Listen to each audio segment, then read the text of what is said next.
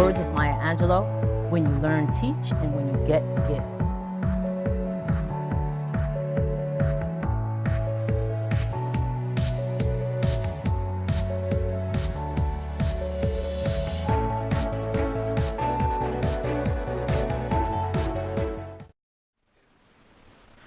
Welcome to Conversations with Verdel Jones. I'm your host, Verdel Jones. And being an educator at heart, I'm dedicated to sharing conversations that inform and enlighten in the hopes that you learn something you may not have known. We have a great show for you today, and I want to get right into it because it's full, it's packed. So I'm excited to be here, and I'm also want to make sure that you like and share this video. We want to make sure everybody gets to see the content that we're going to be presenting today. So I want to thank our sponsor, Nancy Vargas Johnson. She's a realtor in the Long Island area, Nassau, Suffolk County. She also does Queens. If you're looking to buy or sell a home, you can reach out to Nancy Vargas Johnson. If you're looking to relocate, even to another state, she can help you out as well. To be part of Conversations with Verdel Jones, we do have mugs. So if you're interested in being a part of the show, and while you're watching the show, you can sip some tea or coffee in the Conversations with Verdel Jones mug. Go to our website and pick up your mug today. So we're going to have a little week in review. The week in review. I had a very, very busy week. A lot of exciting things going on this week. But the thing that I am most proud of and most happy about is we had our Write, Rhyme, and Recite collective celebrating young poets and highlighting authors.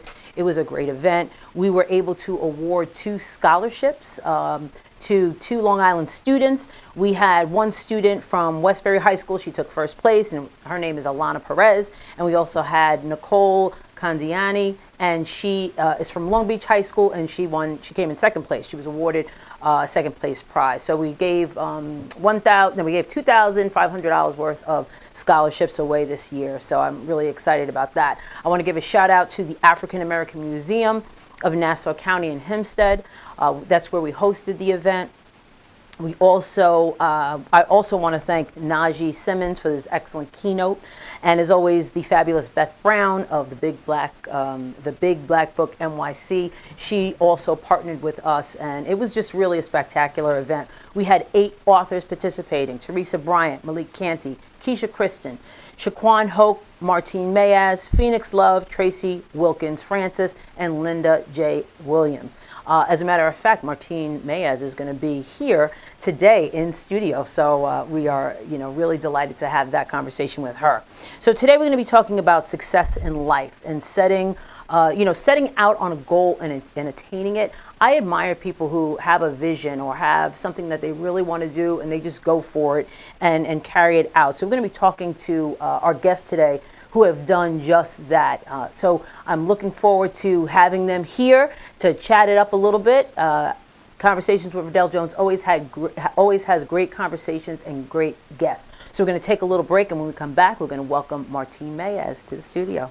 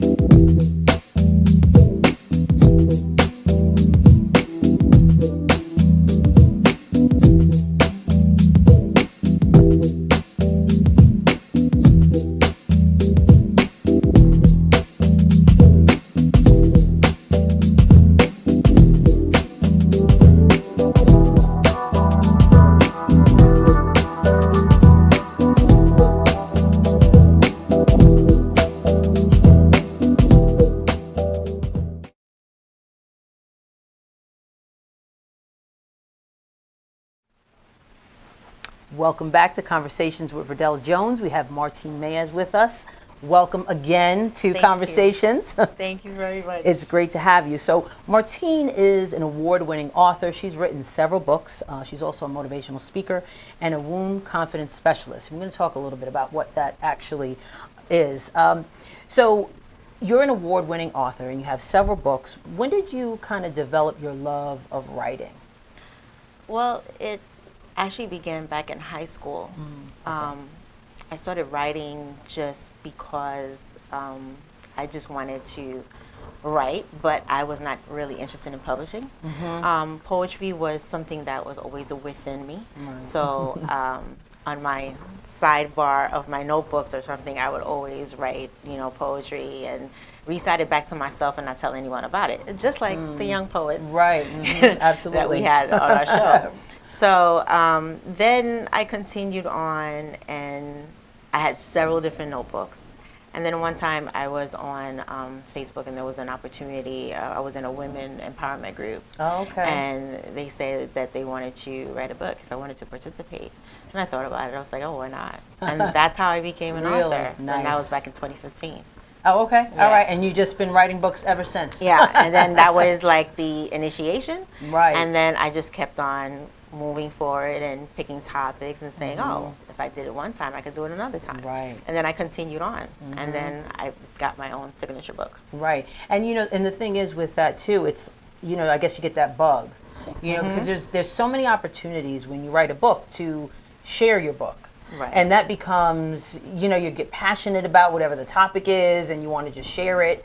And that feels, if it's a good feeling. It is a good feeling. Actually, I didn't even think that I really had a possibility of actually becoming an author. And once I realized that how simple it was, and then I was in the field of the full-fledged of authorship. Right. And I said to myself, wow, I'm actually an author. I need to own this. And I need to feel it. I need to really be the character of being an author. Right, exactly. So I started to wear it. You started to wear it, right. And feel it. And it became part of me. Yeah, and it really does. And so I've written a book. I've only written one book, and people always ask me, "You're gonna write another book? You're gonna write another book?" I'm like, I don't know, because it's not easy. It's not. Especially if you have to carve out time to do it. And you're self-published, right? So how is that process for your book? And we're going to talk about your book, about fibroids and all that. But how did you? What was the process like for you to get a book published with your own book? Okay, so the way it all happened is that I was actually working with other self-publishing companies. Okay. And that's basically what they did, is that they broke it down in several different segments. Right. The topics. And the best way to start, if anybody's looking to get into authorship, is to start with anthologies. Anthologies are basically a snippet, like a chapter that you own within that book. Right. And everyone, let's say you could have 20 people in a book or even 100 people in a book. My first book, I believe it was like over 100 people. Really? Oh, wow. And each woman was responsible for a chapter within the book. Okay. So around a certain theme. Around a certain theme, okay. Which correlated with the main topic of what they were trying to promote with the book. So that's one of the best ways, actually, to start, I would say, to get your feet wet in the arena of being an author. Right. And that's how it started for me. For you, right. That's how it started for me. And then I continued on with the same theme of anthologies and created my own anthology. Right. Right. And we're going to talk about that. So let's talk about your book, of the Faces of Uterine Fibroids. Uterine fibroids. Why did you decide to write this book, and what is the book essentially about? Well, basically, it's a snippet of my personal journey with uterine fibroids. I'm a sufferer of uterine fibroids for 21 years of my life. It started when I was 19 years old, actually. And I was in a situation where I didn't think I had a solution to be able to have surgery where I would still have my uterus. Right. And that was a big deal for me. Right. Being when you were young. Yeah, being Right. young. And also the thing about it, I was always going to the doctor, and the doctor, many different doctors were telling me that you need to just go and get a hysterectomy. And I did not want to really hear that. I didn't want that to be like the final decision for me. Right. I said there has to be another way. I know Another way. God will provide me another way. And sure enough, he did.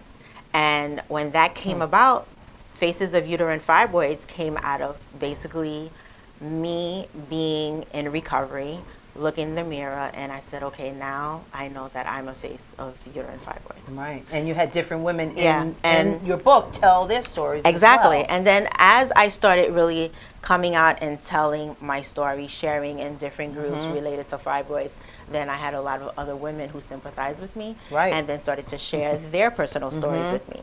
Then I realized that, oh, okay, this is bigger than me. Right. There are a lot of other women suffering in silence, just like I was. Right. And, you know, and I said, maybe there's something that could come out of it. But truthfully, I just wanted to give gratitude to my journey, to where I started and where I ended And where up you ended from, up. Right. because I really didn't believe that I would make it thus far. Wow. You know, because that's the solution for me. By every physician that I met and diagnosed me, they stated to me that I need to have a hysterectomy. Wow. Wow. At such a young age, Yeah, too. very, very young age. Yeah, that's very disheartening. So you know, it and prolonged. you were a self advocate for yourself. Yes. And with with the doctors, and because I've heard your journey, and sometimes you have to be all the times I think you have to be proactive and really advocate for yourself, because what if you would have went with that one person that said, oh, you need a hysterectomy? Exactly. So you really have to do your research. You really do have to do your research. One thing I would like to share is that the actual solutions to fibroids, like this particular condition, the actual solution is within you. It's based on what you want and where you want to go with your life. There are women who choose hysterectomies. It's not that hysterectomies is not the solution. Right. However, it has to suit you and your being for your life and where you at. are. Yeah, right. And for me, at that moment in time, It wasn't. It wasn't a fit. Right, exactly. It was not a fit. Exactly. So through this journey and through writing this book, did you become a wound confidence specialist during the process of writing the book, or was that after? And what is a wound confidence specialist? Okay, so a womb confidence specialist basically is a woman who takes the time to study and really get into the studies of the womb, to really know what the womb is all about. It's a separate and distinct study within itself. Okay. And there's a program that you can go to. Okay. And really take classes, and it's pretty much around the sacred womb. Oh, okay. Okay. And I remember the event I attended that you had in Absolutely. Queens, and it was a great event. Thank I you. learned a lot. Thank you. I'm sorry. Go ahead. So the thing about the womb is that it's your birth center, and a lot of us are not educated on that point to know Right. how important it is for us to look at it as the birth center, as where we create, whether we create a human person, whether we create ideas, like the book came from the womb. Right. Your show comes from the womb. Everything that we do comes from the womb, from the thought process, going down to the heart, and then going into the most sacred area for Right. women, which is the uterus Right. area. So Wow. that's what the womb is really all about. And within the womb, we have so many different factors, so many different components that it's not something that I could discuss here in such a little bit of shorter time. Right. But we have so many different categories of it that you can go so far with so many different books and so many different studies, and you'll never stop learning. Really? You'll never stop learning. So as a specialist, do you educate people around this? Do you speak on it, or how does the specialist part come in, and how do you Well, share the way that I've taken upon it, you could do it in many different ways. The way I've taken upon it is to advocate on behalf of the womb in reference to my personal experience. Okay. And also to consult on the side Okay. as per coaching with people who need to hear it from me in Okay. terms of how to take care of their womb, Right. what they should do, to know that hysterectomy doesn't have to be the final solution, but however, if they choose that, then that's what it's going to be for them. Right. You know, to just allow them to know that they're really not by themselves. Because, you know, when it comes to fibroids or any other condition related to the womb, when it comes to women, it's a very taboo discussion. Right. Most women don't like to talk about discuss it because it's just not a beautiful thing. Right. It doesn't have a beautiful connotation. But the truth about it is that the way we perceive it is how we deal with it. Right. You know, and I'm choosing to deal with it with a better approach. However, it's a very private type of sector that I have to be in, because there are some things that women would share with me that honestly I really can't come out and say. Right. Even some parts of my personal experience, I had to find a way to cushion it for me to deliver it. Right, exactly. You know? Right. It is. It's a personal Yeah, thing. Like you said, that's the most sacred part. Exactly. Right? So it has to be that way. So going to the studies and becoming a womb confidence specialist allowed me to realize the value of the womb and the value of the woman, and how important we are, and how we are like one big bull birth center. Right. No matter how you put it, we're always creating. Right. So how can people get your book? My book is actually on Amazon. You can go on Amazon and get it. You could also go to my website, which is joinmartinemyers.com. And you also speak. So Yes. what type of venues or what type of talks do you give, and how can people reach out to you for that as well? Because you're a motivational speaker. Yes. Yeah. My talks are related to women's health. Primarily, I go into the womb conversation. Anybody within fibroids want to speak to me about it, I'll be more than happy to share. I also speak at vendors events. So a lot of the vendors events are related to health and wellness. Right. Yep. You know, anything health and wellness, I'm there. You're there. Speaking of health and wellness, before, because we got to wrap up in a little bit, but one tip you can give women to, as far as their health, because you spend a lot of time on healing, Yes. right? So what's one thing women can eat to improve their overall health in relation to fibroids or womb, or what's a good tip that you can give them? In terms of what they can eat, it's going to be really funny to hear, but almonds. Okay. It may sound like it's dry. Eat almonds. Okay. Okay, I eat almonds all the time. If you feel like it's hard, it's dry, add dry raisins Oh, okay. to the almonds. To make it, that would help Right. you with it, you know, because some people start eating almonds and they start gagging and coughing Right. because it's so dry. It's dry. And then drink water. Right, drink and a lot of water. primarily warm water, because that's what's good for the system. Okay. It allows you to digest better, and it allows you to heal better. So whatever surgeries you might have had, you want to be able to always pick up warm water to drink. Cold water is actually not really good for you. Okay, that's Yeah. a good tip. Good tip. So I'm going to put up Martine's contact information. If anyone would like to reach out to Martine, I would encourage you to. She is a dynamic speaker. I've been to one of her events, and we were talking. It was a great event because it was all women, and it was a very intimate event, and we talked about a lot of different things. So if you're interested in hearing more, make sure you check out Martine's website, and also make sure you pick up the book as well. A lot of women suffer from fibroids, and it really is. It's good to know that you're not suffering alone. So I want to thank Martine. She's going to be back at the end, so we're going to take a quick break, and when we come back, we're going to have our next guest.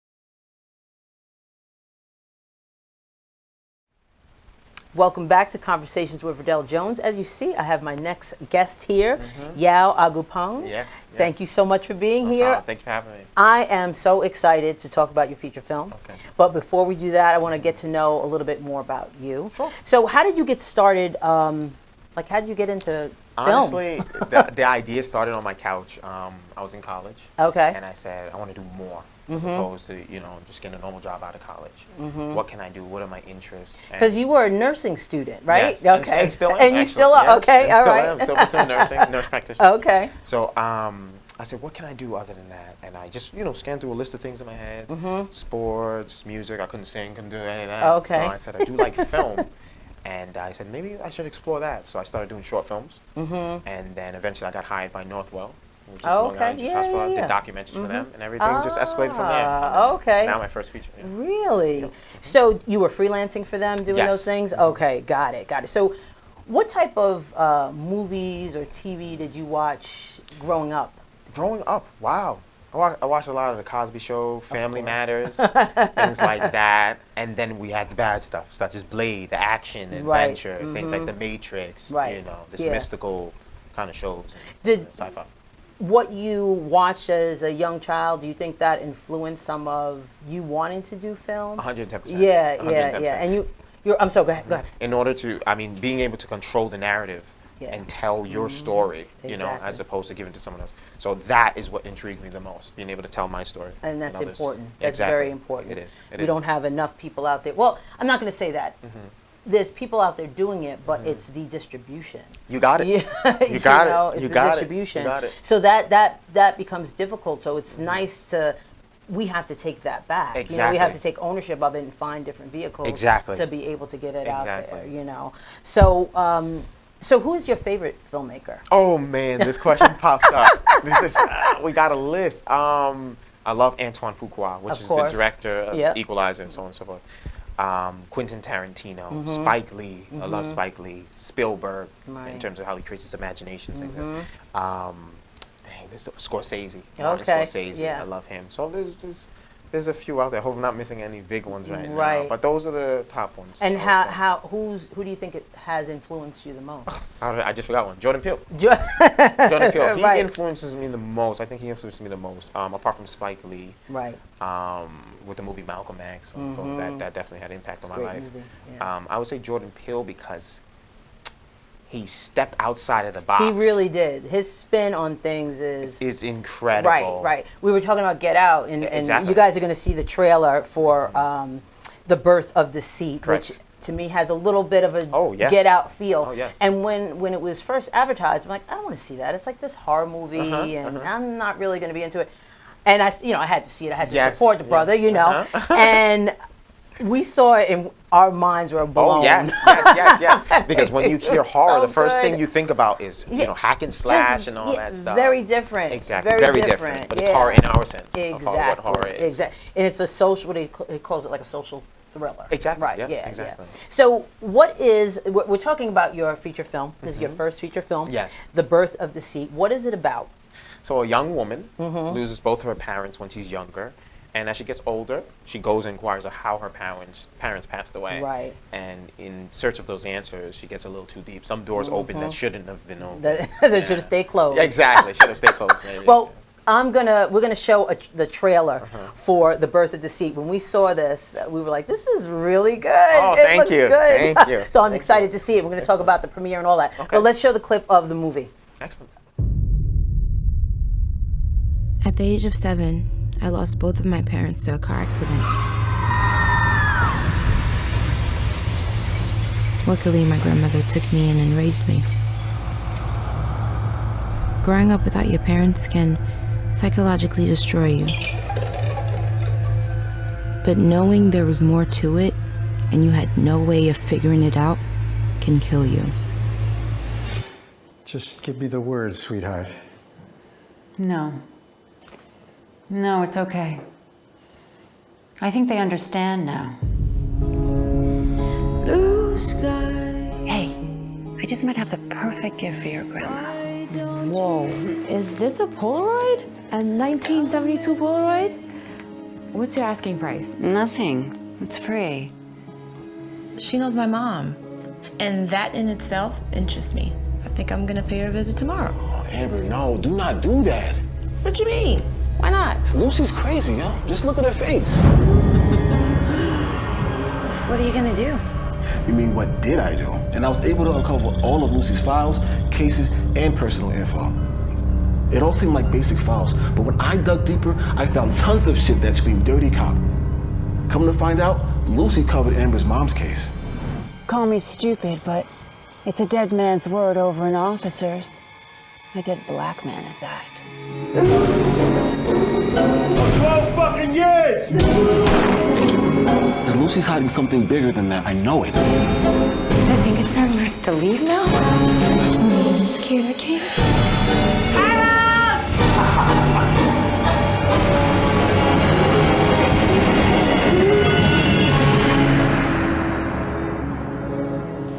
When I speak, listen. We don't want her to be uncomfortable. I really hope you guys come out there. That would be nice.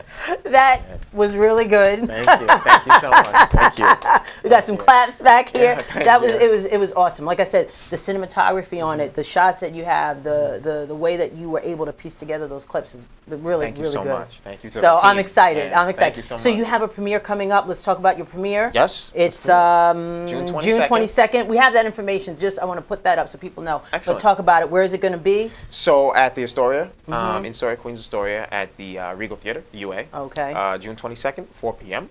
Red carpet starts, ends around 5:40, and the movie starts at 6 p.m. We actually have Nice. some Hollywood films that are going to be showing the previews. Some Oh, Hollywood films right before ours. nice. So it's going to be nice. Good, good. Yeah. Now, are you planning to take this to any film festivals? yes, And like, how is that going to work? So far, the trailer alone, we submitted into about 22 film festivals. Just the trailer. You have and we to pay won. for all those, Yes, don't you? yes, ma'am. Woo, So- okay. So, which is split between me, Mr. Devin Richardson, and Mr. Dennis Garfield, my other two co-producers. Okay, We did that. And okay. we won 21 awards just for our trailer alone. Really? After that, Oh, congratulations. Thank you so That's much. awesome. That's We awesome. submitted into about 30 film festivals thus far for the film, and we Okay. submitted to Sundance, Urban World, and we hear back in July for most of them. That's exciting. Yes, it is. Yes, it is. Yeah. What was your favorite part about directing the film? Being able to work with different personalities, and then most importantly, is seeing my idea, the idea that Ella B. Lynn and I created, Right. come to life. On That the screen. was breathtaking. Like to actually see it, like wow, I remember writing this on the airplane, writing this in my room, and now these actors So cool. are portraying what I wrote. So that was How long did it take you to put this together? 2 years. Okay. 2 years. The writing All area right. took 2 years, and we shot in 14 days. Really? 14 days. And yeah. where did you shoot? Primarily in Pittsburgh, but we did a little bit in New York. Oh, but primarily okay. Pittsburgh. Why'd you PA. pick Pittsburgh? For the look or for? Very unique look. Okay. Pittsburgh has a very unique look, and I came across it just browsing online, and I saw the houses, the structures, very old looking, that kind of thing, and I really liked it. Colors were very vibrant, so I chose Pittsburgh. Right. I'm Yeah. also always intrigued by how a film, comes together. Like, we watch Avengers, I mean, big, totally different, but, but you look at all the footage. It takes so much footage to create a story. Oh, yeah. So that's why in 14 days, that's not bad. No, it's unheard. They usually take months. Yeah, to shoot, that's so not bad. 14. we And did. the editing and the post, all the That post-production. took about. We literally just finished maybe 2 weeks ago. Okay. Editing and all that stuff, and audio That's the hard and part. sound mixing for the Sound theater, mixing, right. just a whole bunch of Yeah, stuff. yeah, It's yeah. about 6 months, 7 months. Yeah. That's exciting. Yes, That's yes, exciting. thank you. It was hard and exciting. Yes, it was. Though. Yep. So this is your first feature film, and Correct. you said that you want to do more. Oh yes, Right. we already have the next one ready. Really? Yes. Now, is a thriller your favorite genre, or? Yes, it is. That doesn't. I don't say that to say that I'm not going to dabble in romance or comedy later on. That's still something that I'm open to. But for now, thrillers and mainly just movies that have a message. I don't want to make movies where someone's running around just killing people. Movies that have a message, mainly for those that are ostracized in society, things like that, and don't have the chance to have that platform to tell their story. I can do Right. that. And So the movies that have- funding. Oh, Because yeah. it's expensive. That Very. looked very expensive. I was gonna sell my arms. It's very expensive. Did you have to sell a kidney? Like what? Like I how? got one now. Yeah. I got one left. Yeah. how is the process of getting funding for something like this? Truth be told, for this film, you know, if you don't have any product out there, no one's going to believe in you and invest in you. So you have to show in order to get to that level. So luckily, I found 2 co-producers, which were friends of mine. Mr. Devin Richardson, as I mentioned, and Dennis Garfield. We all came together as friends and said, let's take the money out of our pocket and do this. Nice. And then next film, we would have the producers because of the work we put forth. Yeah, it's quality. Thank you so much. Thank you. So we're going to take a quick break, and when we come back, we're going to have one of the assistant writers and also one of the stars of The Birth of Deceit. So we're going to take a quick break. Back in a moment. Excellent.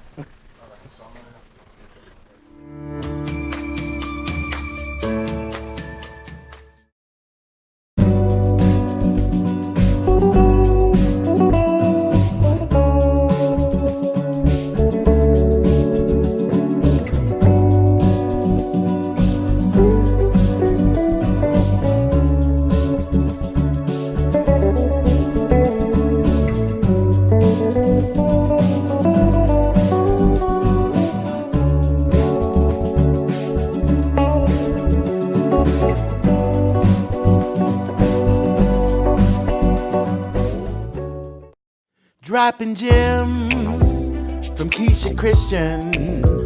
She's on a mission, sharing information, knowledge for soul, body and mind. Dropping gems, KeishaGems.com, KeishaGems.com.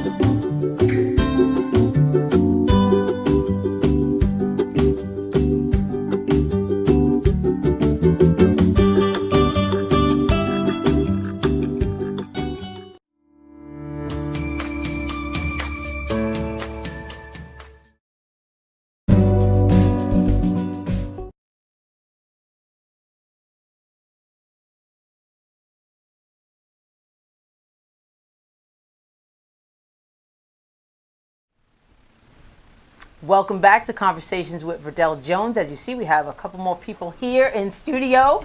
We have one of the assistant writers, Ella B. Lynn, and we also have the star of this wonderful film, Nessa Noel. Yes. So thank you so much, ladies, for being here. Thank you for Thank you. What a great project to work on. Yes. What it's so nice to see your efforts and your product and all the blood, sweat, and tears, and then to see the finished product is just really, really rewarding. So you're one of the assistant writers. Yes. Now, did you guys have a lot of it was just you and so? Yeah. Well, essentially it was. Exactly. Yeah, there's a lot of fun stories that can be told from, what is it, like a year and a half worth of writing? Oh, yeah. So, yeah, we started out together. He came to me, he's like, look, sister, I have this idea. And we just took it and ran from there. Right. And it was definitely a creative experience. Because we are both very much visionaries. Yeah. But even being a visionary, you can still operate differently. Yeah, of course. Absolutely. So it also, for us, I think we balance each other too. Which is why we're very synergistic. Yeah. We jive together. Yeah. I'm going to come back to that because I know there had to be some. Oh, there is. There is. So first, let me ask Nessa, how did you come to be in the film? Like, I know you're an actor. You've been acting and all that, but how did you guys find each other? Well, it was actually y'all actually messaged me on one of those acting websites, Backstage, and he was like, "Oh, I like your look. I'd like you to audition." So I said, "Okay, cool." I saw it was a horror, and horror was actually on my bucket list to do, and so I sent in the self-tape, and I had like maybe I recorded like 15 times, right? And I was just like, oh my God, how do you record horror on self-tape. And then finally I was just like, you know what? I'm just going to send this last one and that's it. And like, that's it. That's it. And I was just like, all right, if I get it, I'm going to be happy. But if I don't, I'm just like, all right, I did my best. And the next thing you know, he hits me up and it's like, you got the role. I'm just like, what? And then I'm like, oh, snap. Phenomenal job. Yeah.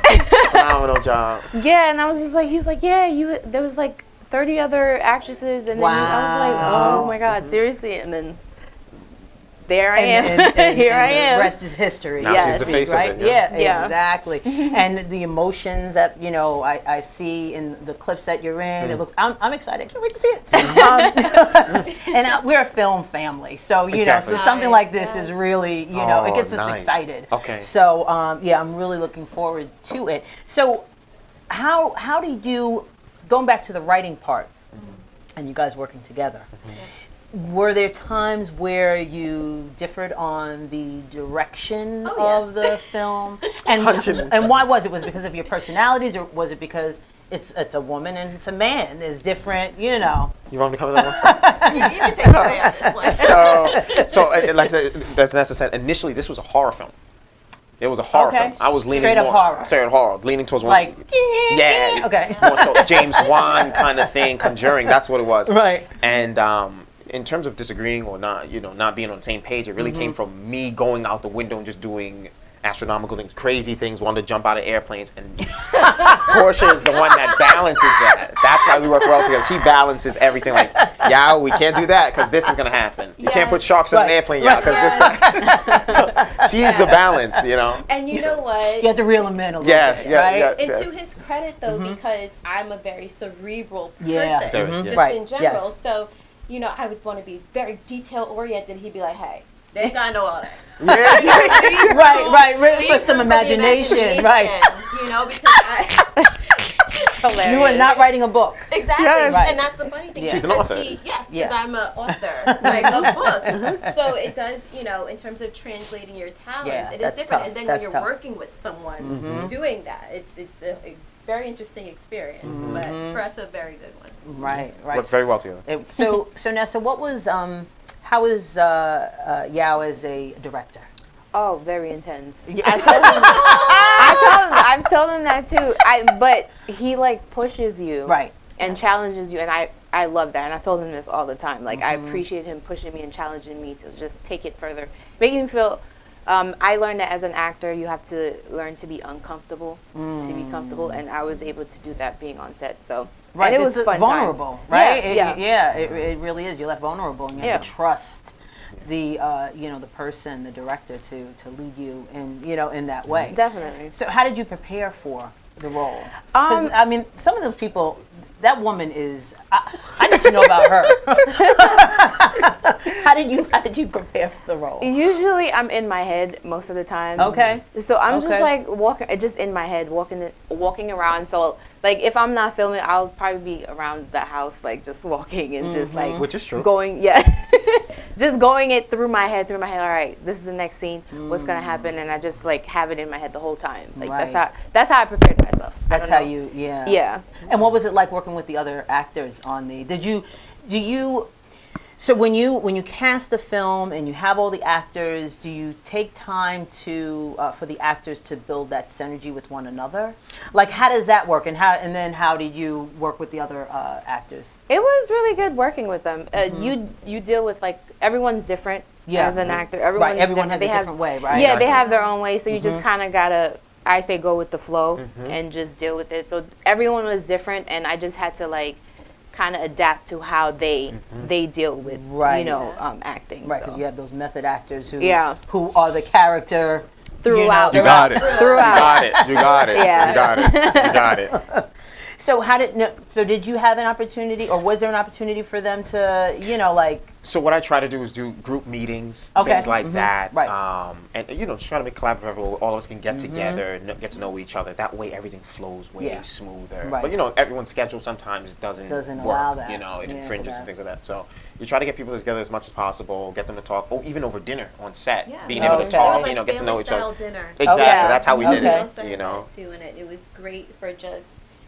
You have the characters, then you have the person. Right. Right. Even if they were a method, you could get It's like, okay, what's your real name? What's your real name? You gotta check somebody every now and then. That's true. But overall, it went pretty well. Right. It went pretty well.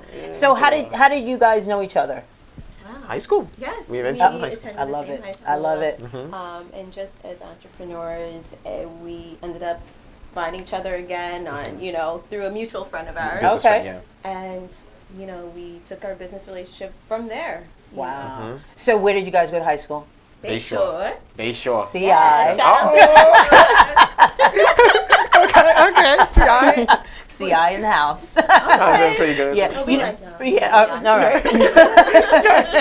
right. Are you from Long Island as well, or? No, I'm actually from Queens. You're from Queens. Oh, yeah. okay. Originally. Okay. Sorry. So we're like way out in the boondocks, right? But that's interesting. I love I started dating my husband in high school. Oh, wow. So we have, the same friends, and we're still tight with our high school friends. Oh, that's awesome. nice. It really, really is, because, it's funny because you know them as in high school, and to you they're always that person, even though they develop into these great things. That's you still, true. it's very funny. It's very funny. We got a lot of high school friends coming out to this premiere. Oh, too, so good, that's cool. good. Oh, that's awesome. So tell us about the premiere. What are you guys wearing for the premiere? Wow. Take it away, ladies. I'll go last. What's going on? Your outfit is way more elaborate than I heard red carpet. So what's going on? Well, I have a dress that's being custom designed. Yes. Nice. Yeah, you have to. You have to. So I figured it's my first official premiere, so I'm like, you know what? Let me just go all out. So I'm gonna have a red satin dress that's being custom designed, and then I'm gonna be wearing the locks again since I did it in the movie. Oh, so I figured I'd wear it for the premiere. Very nice. So you know exactly who she is. Yeah, exactly. That's awesome. So, Ella. Yes, I have a friend named Samantha who owns a business called St. Helene. Okay. And she's done a custom long blazer for me before. Oh. And I was like, of course this is a premiere, so now I gotta get something. You just gotta. Is it gonna be African print? Because I saw you wore a lot of African prints. Yeah, that's true. Okay. So it's gonna be a blazer top with a skirt bottom and a nice couple different accents. Wow. Nice. Sounds dope. Okay, I better bring my A game.